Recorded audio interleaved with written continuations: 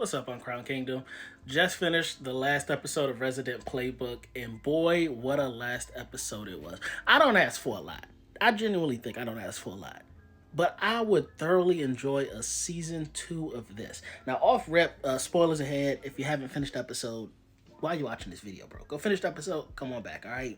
Now, with that being said, this is easily my favorite last episode of any K-drama I've ever watched. Now, let me say that again. My favorite last episode of any K-drama. They did everything so perfectly. Waves of emotion, closures. They left some things open for the potential of a season 2, which I don't know if they'll get a season 2. I think they should. This show was so excellent. It's in my top 10 K-dramas of all time.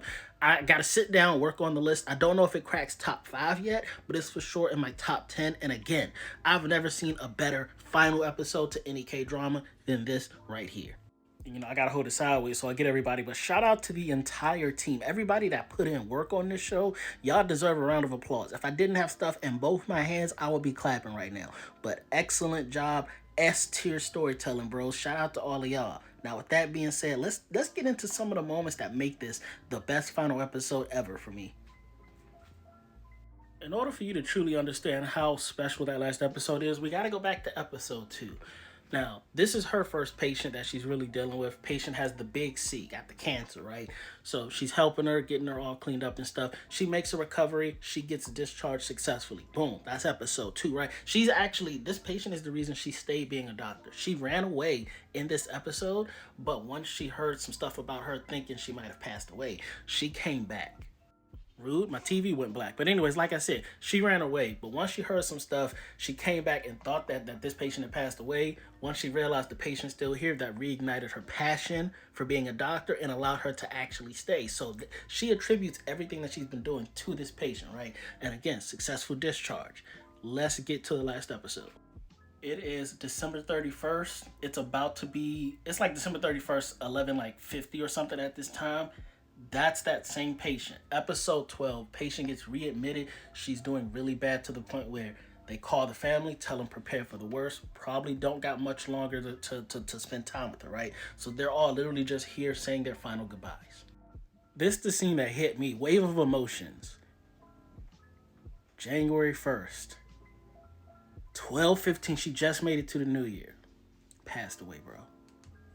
And then later, that's her brother. He's like, I made her feel alone all her whole life. That's when she steps in. It's like, so I was with her the entire time.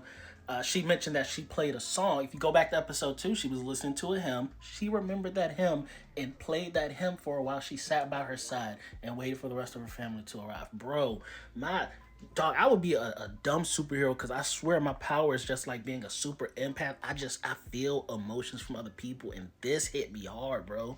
And like, she's got to type up the death certificate, but at the same time, she in a busy hospital, bro. So while she's doing that, the emotions, this is where I started to feel everything, because you can just feel the sadness emanating off of her, bro, and it's gonna hit you like a brick truck just out of nowhere. You're gonna be watching, and then just tears gonna be coming down your eyes, and you won't understand why. I promise you. And this is the part that I think really makes this the best final episode for me, is because this one scene is really teaching everybody about the vicious circle of life and also the miraculous part about the circle of life. So while she's here kind of grieving the loss of her first patient ever, while she's mid-cry session, somebody comes in, we need help.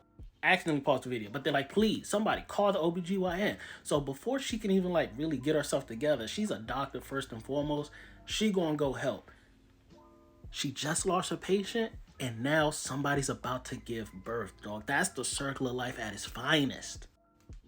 Here she is, literally within the span of like 5 minutes of each other. Lose one patient, a new life is born. Dog, the life of a doctor in the OBGYN has got to be nuts and emotionally draining. And keep in mind, everything I've shown you so far, this is all one scene. Check this out. After the baby's born, she takes a peek over. Boom. That's where she just lost her first patient. Big C took her out.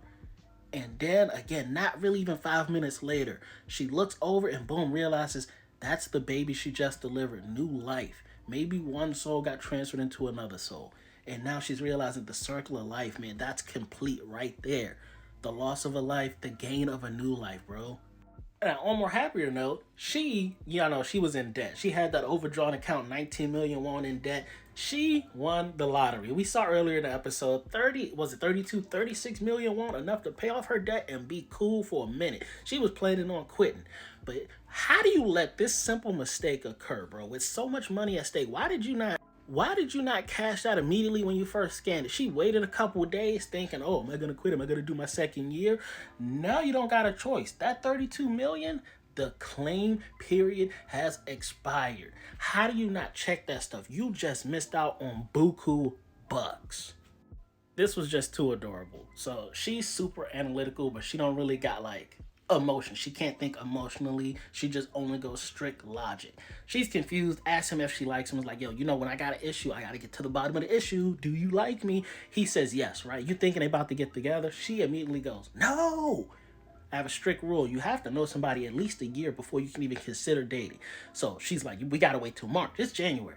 We got to wait till March. And then once I get to know you a little better, maybe. She don't really say yes or no, but she just says like, I gotta get to know you at least a year. So that's what I'm saying. There's still potential for season 2 because he says he likes her. She doesn't say she doesn't dislike him. She actually says like, sure, I think about you from time to time. I do miss you from time to time, but I gotta know somebody a year. So if we get a season 2, I would love to see this relationship develop. After all, he was in a boy group.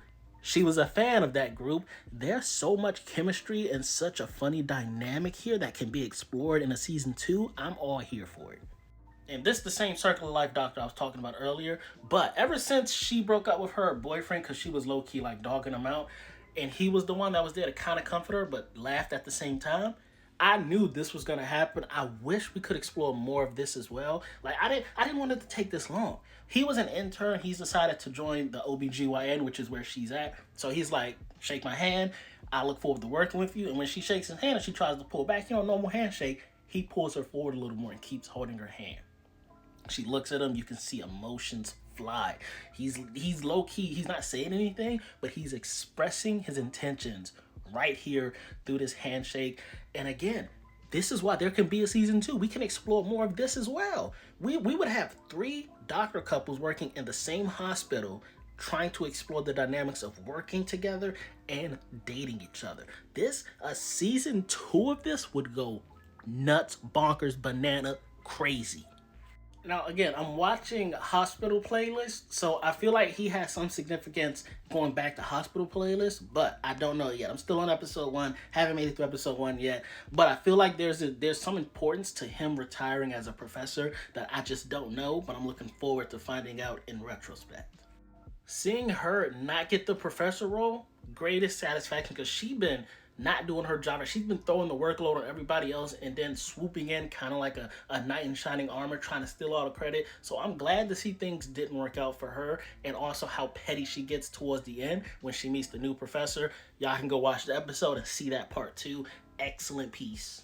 Now, this was the other part that makes this arguably the best final episode in K-drama history to me, is they've been trying to have a kid since the start of this whole series. And after, I think, 3, 4, no, they said they've done up to 10 attempts. She finally says, like, people say you're born to meet your baby, and how could you live life not exploring that happiness? And she goes, I can't do this anymore.